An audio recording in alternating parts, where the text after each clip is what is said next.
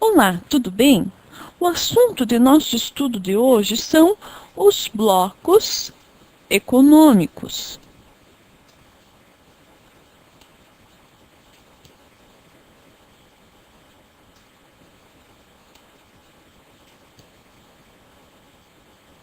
Eu começo a aula perguntando a você: por que o sistema capitalista está constituindo blocos econômicos supranacionais ou então megablocos?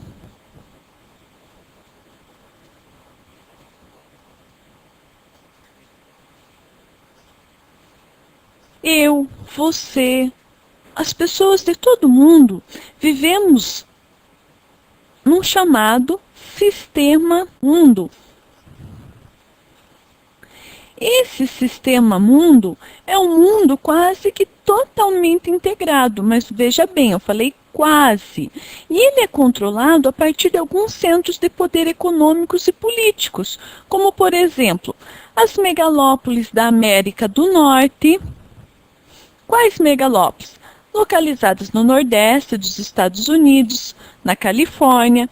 No Japão, nós temos aqui Tóquio.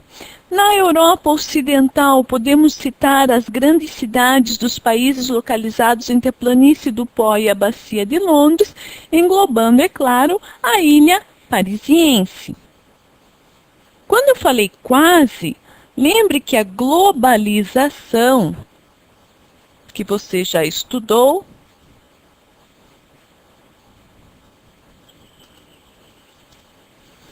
ela é desigual.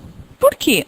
Alguns lugares, regiões e países estão mais integrados do que outros. Ao mesmo tempo que ela se desenvolve em escala mundial, ocorre também em escala regional. O que eu quero dizer com isso? Aprofunda-se a integração de blocos de países, buscando a retirada das barreiras que dificultam os fluxos de mercadorias, de capitais, informações, indivíduos, e vão se estabelecer acordos que resultam em mercados comuns, como é o exemplo da União Europeia, uniões aduaneiras, como é o exemplo do Mercosul, e zonas de livre comércio, como é o exemplo do NAFTA. A formação de blocos econômicos visa dar resposta à necessidade de lucro. Então, lembre sempre que o objetivo do capitalismo é o quê? O lucro.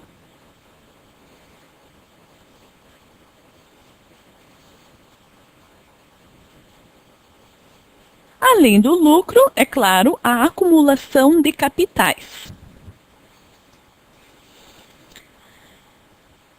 Esta imagem que você está vendo do planisfério e os novos blocos de poder econômico está no conteúdo multimídia Nova Ordem Mundial.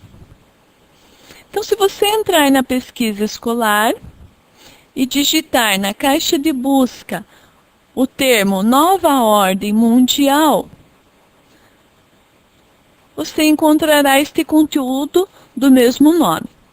Na tela 2, você encontrará as informações sobre a ordem multipolar, ou seja, vários polos no poder.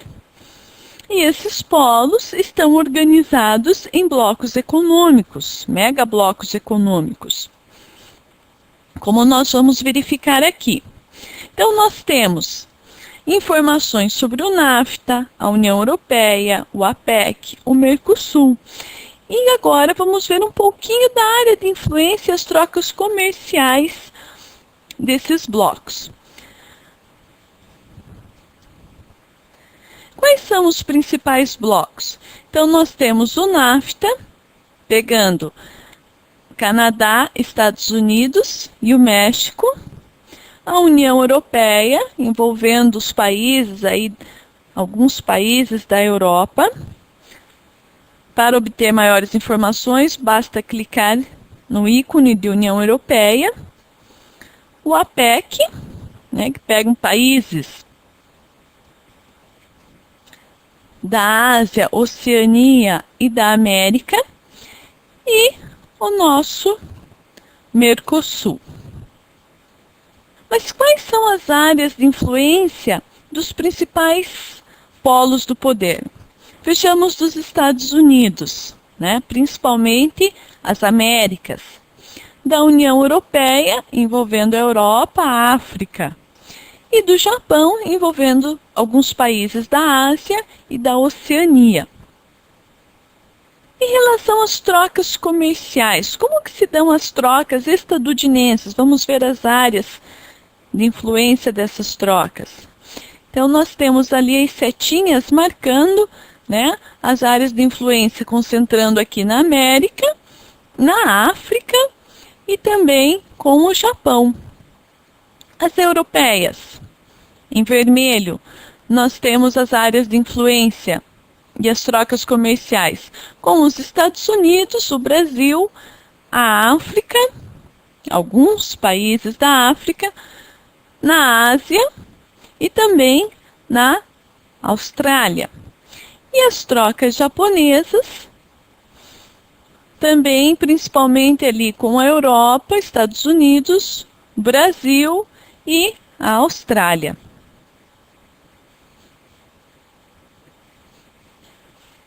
Observando essas áreas de influência, as trocas comerciais e os principais blocos, nós podemos lembrar uma frase popular segundo a qual o capital não tem pátria. O que nós podemos refletir sobre isso? Embora parcial, isso não deixa de ser verdade.